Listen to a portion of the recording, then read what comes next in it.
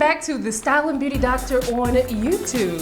Highlighting and contouring has become a very popular technique in these internet beauty streets. And like all things that get internet and social media popular, it's getting a little out of hand.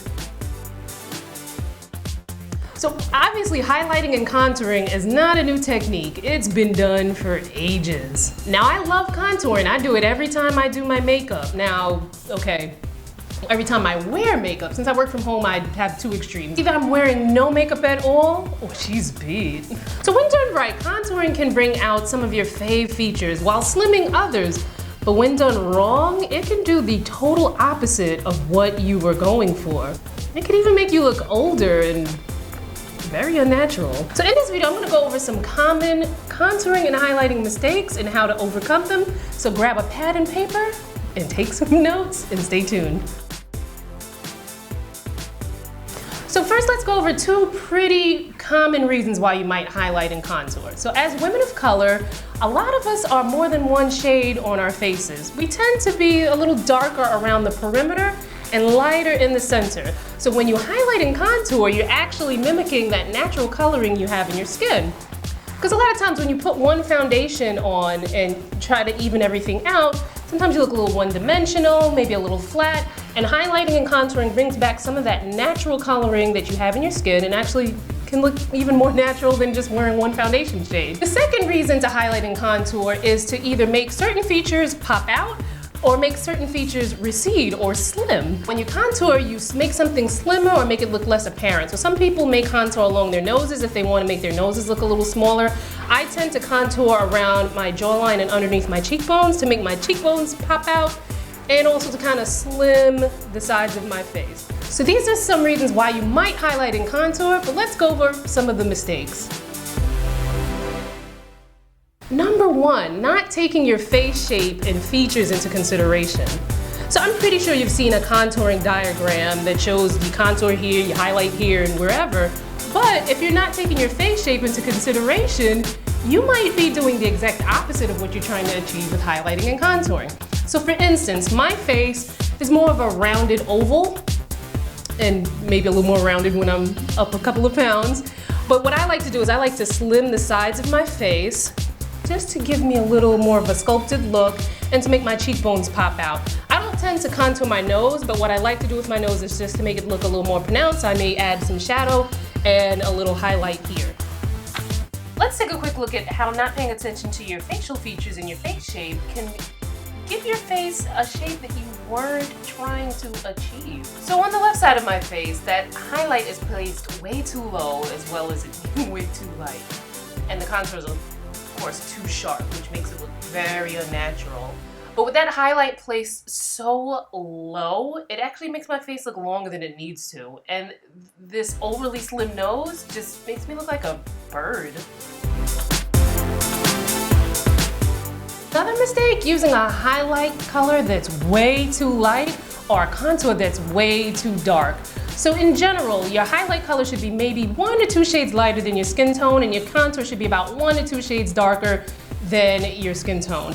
So even though highlighting and contouring seems like more of a dramatic kind of look, you still want it to look more natural and subtle, as if these natural shading and pronounced areas are natural to your face. Because this is not natural. So I wanted to talk about this too light highlighter thing a little bit more because I find it happens way too often. So on the left-hand side here, I'm wearing a highlighter that is way too light, it's pink in undertone, and on the right, I'm wearing one that's okay, it's more of a golden undertone. Now, neither side is blended properly, but think about how light and colors interact with each other, how light is reflected off of lighter colors and absorbed by darker colors. This too light highlighter is going to look crazy, not only in person, but in pictures. So you can go a little lighter in your highlight and a little darker in your contour, but you still want it to look natural and not drag queenish. There's nothing wrong with a little drag, honey. But drag queens are dramatically trying to alter their features to go from more of a harder angle to more of a softer sort of feature. And if you're watching this video, I'm pretty sure you already have soft features, so there's no need to over highlight and contour. Let's talk really quickly about contour kits. So contour kits can be great because you get everything that you need to highlight and contour with. And that's provided that the shades work out for you. Sometimes with the contour kit, the highlight shade might be a little too light for you and the contour might be a little bit too light or too dark, vice versa. And some of these contour kits come with so many shades that you'll never use. So for me, I personally prefer to use a separate highlight product and a separate contour product. You can use anything from a cream concealer, a cream foundation, foundation stick to highlight, and make sure when you're contouring that you're using something matte, nothing shimmery, because you're not going to get the effect that you're looking for when you use a shimmery contour. But you can use a powder, a cream, or you can use anything that resembles something that may not even be a face product. You can even use an eyeshadow that's the color that you want. But you want to make sure that your contour is a cool shade and not very warm. Careful not to confuse highlight with highlighting. Highlighting or strobing is something that you use to give the skin a very luminous kind of look, and we'll talk about strobing more in a future video, so stay tuned. Another mistake, not properly blending your highlight or your contour. Highlighting and contouring should still look natural, and what's not natural is an obtuse triangle just like chilling on your cheekbone or a landing strip on the tip of your nose. It's not natural. Make sure you blend so there's a soft blending and shading where your highlight and contour is. You don't want any harsh lines, so make sure you blend that out very gently. And in the areas where your highlight and your contour might meet, make sure that you're gently shading and blending that together. You want it to have cohesion, but you don't want to muddy it together where both colors are kind of combined into each other. Another mistake, using the wrong color powder to highlight. Listen, come close. We're not all banana. Highlight setting powders come in a variety of shades. There's no need to all reach for banana. Now, some of you might be able to pull the banana off, but there are certain settings that might tell on you, like flash photography, in person, certain camera angles. So here's a prime example of how your highlight setting powder can tell on you. So I was out with one of the homies celebrating her birthday, and I forgot my highlight setting powder, but all she had was something that was banana colored. So I used it. It was fine in person, but look what happened with flash photography. And I think she's wearing the same powder, but I'm darker in complexion than she is. And it sucked because this was the cutest picture we took together that night, and you know, you want to post on Instagram about your friend's birthday with this highlight setting powder. So I just changed the color and posted the picture in black and white.